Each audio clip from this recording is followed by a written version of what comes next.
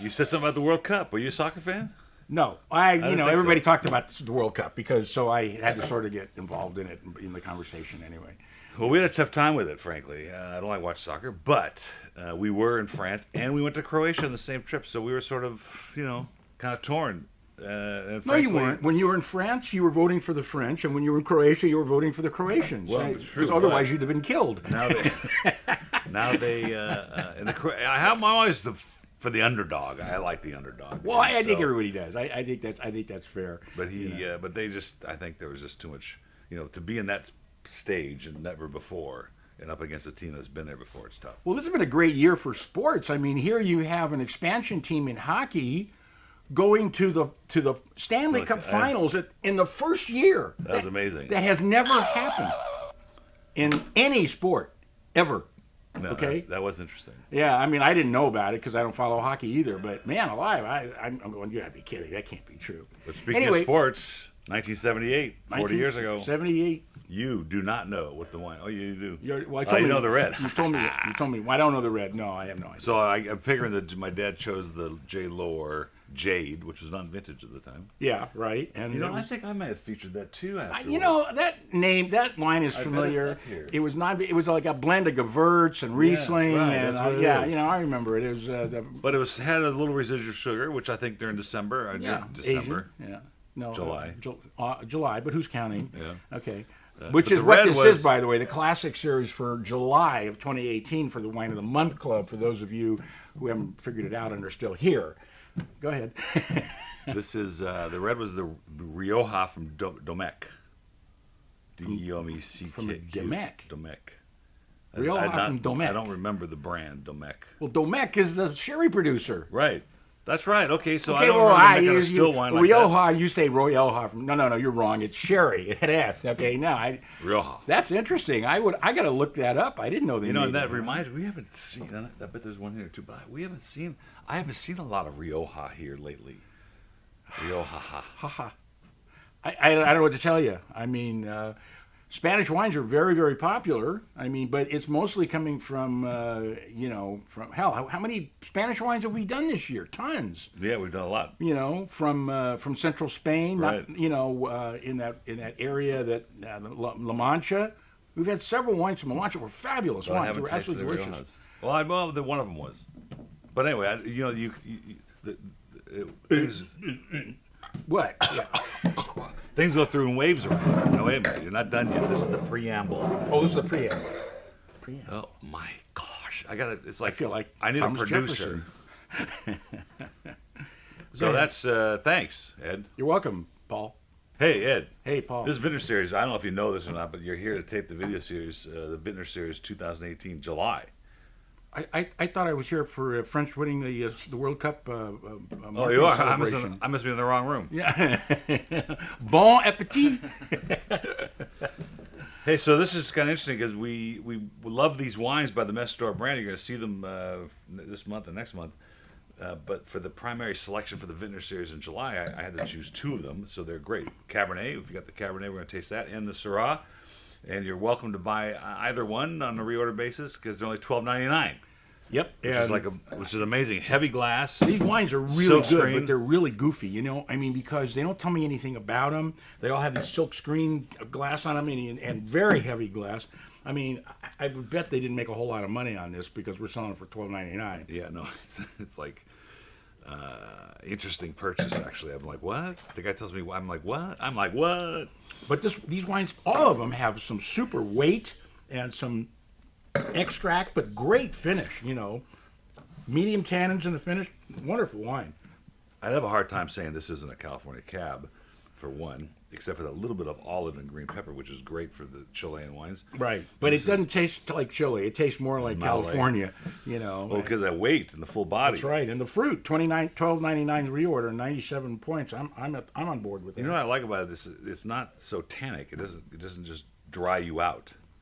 I'm gonna dry you out, man. You want to be dried out? I'll be drying you out. Just when you thought it got worse. So anyway, that's what I'm doing. I like this. There's a little bit of smoke in those too. Oh, definitely. Yeah. No. Smoky bacon. So this one should have a little smoke. This is the Syrah. Syrah. Not to be confused with Petite Syrah, different grape, but same as Shiraz in Australia. So same family. Are the labels same? The chair is beige, and the chair is red, and the Cabernet, the chair is beige for the Syrah. Now, you know how much I love Syrah. This is great. And yeah, this is your I favorite. actually like this. This is really good. So the guys that like Syrah probably won't like it because it's got some nice fruit to it. It doesn't taste like an animal farm. That's the conversation I had with the staff. So, folks, we no longer have the whole staff, all 20 of us, taste wines together. We have a very focused tasting with the customer service group and the member service group so that, they get a good understanding of the wines. And this is exactly what they said. They go, it doesn't have that, gamey, overly saturated Syrah character. It's actually pretty rounded and rather, balanced. I would guarantee you it's not all Syrah.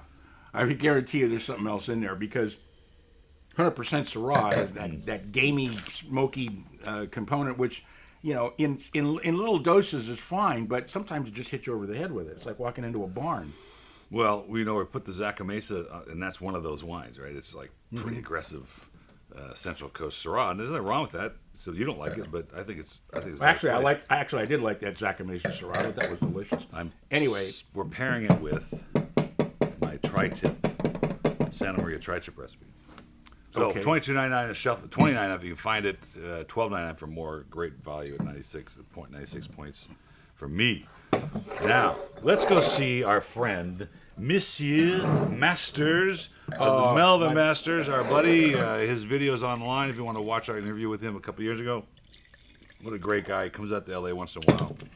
And I got a great story for next month on the Chateau L'Earth Rosé. He is a pro at sourcing French juice. But he's one of the funniest guys on earth, too. I mean, he's really a cool guy. I love Mel. So you'll see La Charmel in some of your restaurants. It's actually poured by the glass. Tortoise Creek was one of his brands. It's poured by the glass. Well, yeah. I mean, I've known Mel for over 30 years. I mean, I remember when he and his wife were going to move to Provence and buy vineyards and grow grapes. And I said, "You're crazy."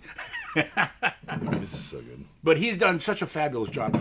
The thing about Mel is Mel knows quality. Yeah, he really does. And he doesn't. And what I love about him is he doesn't try to fool you into thinking that a bad wine is good, which probably never happens to you. No, I love his wine. I've loved his wine. I think he's got a great palate. This is a Touraine. Wonderful crisp acidity. Yep. A little bit of grapefruit, a little bit of lime juice Delicious in there. wine. Yeah. So, as a typical Sauvignon Blanc? No, not really. Typical Touraine? Touraine Sauvignon Blanc, absolutely. Yeah, right on, right? No, this is a terrific bottle of wine. Sells for $18.99, $11.99 reorder, and I'm at a 98. I think his wine is absolutely delicious. And I base my rating on the fact that I really can't count past 98, or I would have given it. No, you've given 100 before. And people ask that about it. By the way, I think it's important to know this that our scores are not related to the wine inspector, Robert Parker, or others. It's related to themselves. And it's a different idea. And the idea is, if you saw other Sauvignon Blancs from this district on the shelf, this would be a 98 versus the one next to it could be a 95 or 94, 93. So or an 81. Yeah, this is a lot of times with Touraine. Sure. And for those of you that have read my book, Shortcuts on Wine, I explain that in great detail. Le Comte. Oh, man. I was so excited about this wine because they gave me very little on it. And I said, look, I need some more information. And then they give me page after page. And I see that it comes from Limoux. Yes. Limoux. It's a Limoux, yeah. Limoux. It's just east of Burgundy. And they grow the same grapes. They grow Pinot Noir and they grow Chardonnay. And the really good producers taste like Burgundy. That's so funny. They taste like Burgundy. I told the staff it tastes like a Macon. Well, I think it might even be a step above Macon. No, I don't think Macon Village. I think it's great value for the price. It's ridiculous, $11.99 for more. But I think it's a classic examples of the region. It's got that chalkiness. It's got that minerality that you don't get in $11.99 Chardonnays. And Limoux is exactly the complexity is ridiculous. But Limoux is just a phenomenal place. They don't even put it on the label, which I can't understand. Well, people can't pronounce it. They think it's Limoux. Well, I don't care what they think it is. It's a great area, and I'd almost recommend any wine from Limoux. Well known for especially the this one. sparkling Limoux. Well, yeah, because it's Chardonnay and Pinot Noir, Limoux, like champagne. Limoux. Anyway, I'm at a 98 on this one. I absolutely love it. I was reading this book called Flirting with French, and the author goes and submerges himself in France. He's trying to learn the language. And I think he meets his pen pal in Limoux for lunch. And then he says, I couldn't have a conversation with. I studied French for a whole year, and I couldn't have a conversation with this woman. Why? Because I learned situational French. Where are the toilets? Where's the airplane? Where are the escalators? So, hey, what is situational English?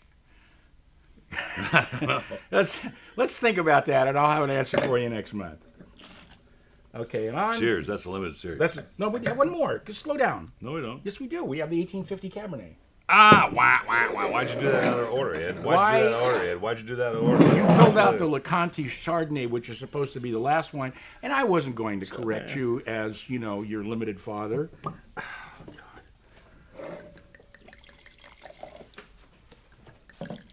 See, if I had a son like that, I'd kill his mother. Now, this is another wine that was annoying. You look great. Because they don't want to tell you anything about it, And then I finally find out who. Why the long face? That was an improvement, by the way. So then I find out who it is. It's our guys at Kamomu Winery that have all this great background. I forgot that. And they call it 1850. Now, why would they call it 1850? Because that's the year that California became a state. There's a big bear on there. Okay. Well, that's exciting. I mean, yeah, that's a great idea. And since Cabernet has nothing to do with California, we call it 1850. Well, it didn't really have much to do with California in 1850. We were planting mission grapes in 1850. I might want to see how this wine's going to age because it's got a wonderful character and complexity. I'm waiting for it to. It's a ton of fruit.